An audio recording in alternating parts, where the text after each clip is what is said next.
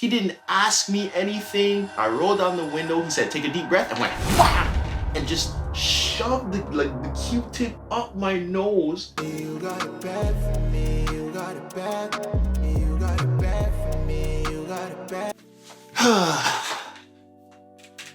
It's story time. What's goody in the hoodie like a bully? I'm back on Better Like Bryson Taylor with another video. It's your boy Tresor. Don't chase me, chase your dreams. Now today I got a story time for you guys. Pretty sure we can all agree that 2020 has been the most ridiculous year of our lives. It's December, about to be March again, and I'm still processing what happened last March, and we're about to go into it again.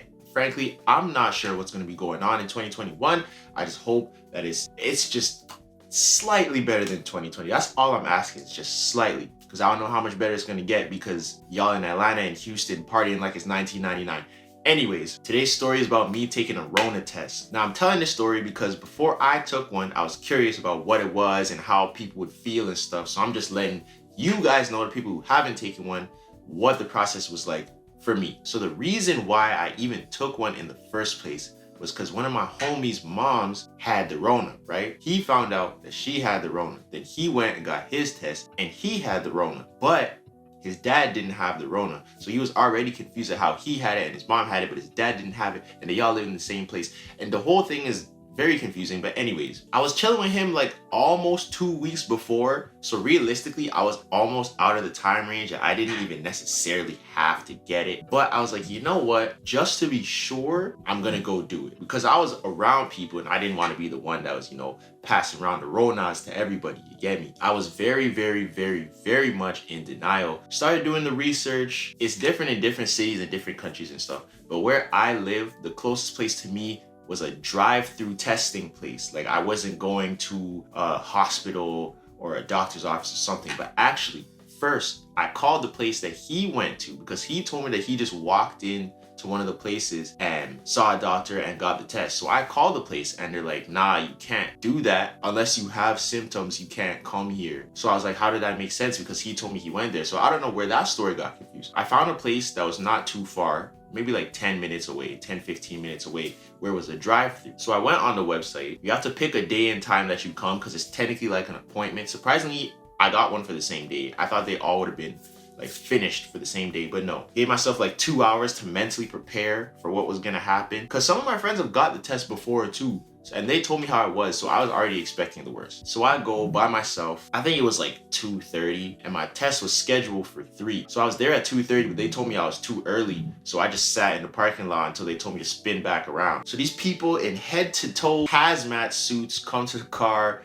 give me a piece of paper that I have to fill out if I have any symptoms and who referred me and ray-tay-tay. I fill it out, go back into the line. Now the line is like a winding trail up to the building, and outside the building you can see like these 3 or 4 white tents that the cars are going through. So I was like, okay, I assume this is where it is. When I'm telling you guys, I sat in that car for like 45 minutes, bro. It probably was longer. It was probably like an hour. I sat in the car for an hour. I almost listened to a whole podcast.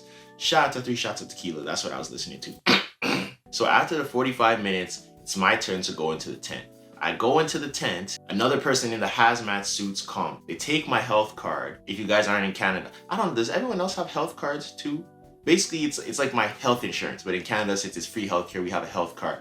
So they took my health card, put it in like a Ziploc bag, took it up to the front. I'm like, what are you guys doing? What are people up there trying to steal my identity? Next thing I know, I have adult toys getting sent to my house because someone used my identity and tried to order some nastiness. Also, when you're in the tent, there's signs all over the place that say turn off your engine, but no one was turning off the engine. And I wondered, why did you have to turn off the engine? But I think it makes sense because it's kind of an enclosed space and there's people in there working, hella carbon monoxide going into your nose. So it would make sense. But no one turned off the engine. So if no one else was turning off the engine, I wasn't turning off the engine. So I go back around the winding trail to the second tent.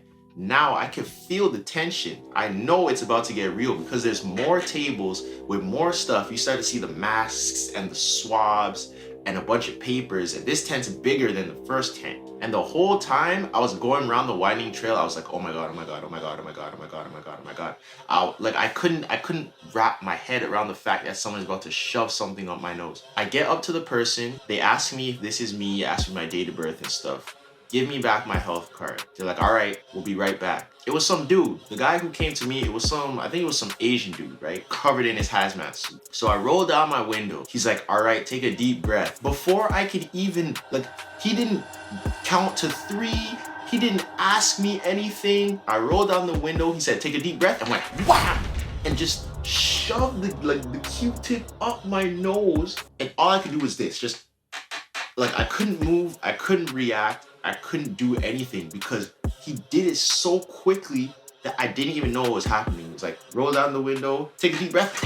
I feel like he should have at least told me it was happening, because if I just had a natural reaction and just swung, knocked him out like Nate Robinson, I would have been the one who got in trouble, right? Q-tips up my nose, like this far up my nose, right? I get a feeling that I want to sneeze. And I'm trying not to sneeze because I feel like if I sneeze, the Q-tip is gonna go even farther into my brain and it's gonna get stuck or something, right? It didn't really feel like that long. I would say it was like 3 to 4 seconds. Took it out. I just let out a gasp of air.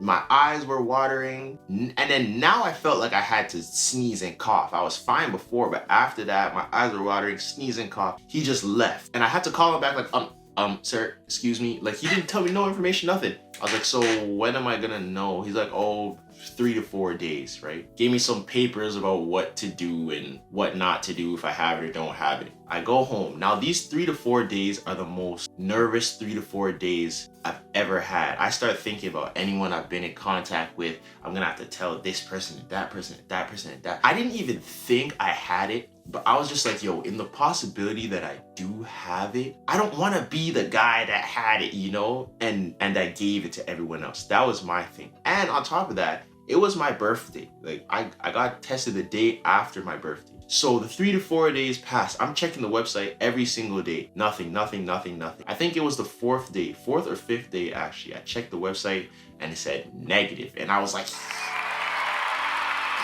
yes. Weight lifted off my shoulders. I was like, whew. Now, my friend and his mom, they were still in their 14-day quarantine, but I was free at last, free at last. Thank God Almighty, I was free at last. Even though I wasn't really going anywhere, I just, it's good to know that I don't have the Rona. But I still don't know how it works if his dad didn't have it and they all live in the same house and they stayed in the same house the whole time and his dad was staying in the room with his mom.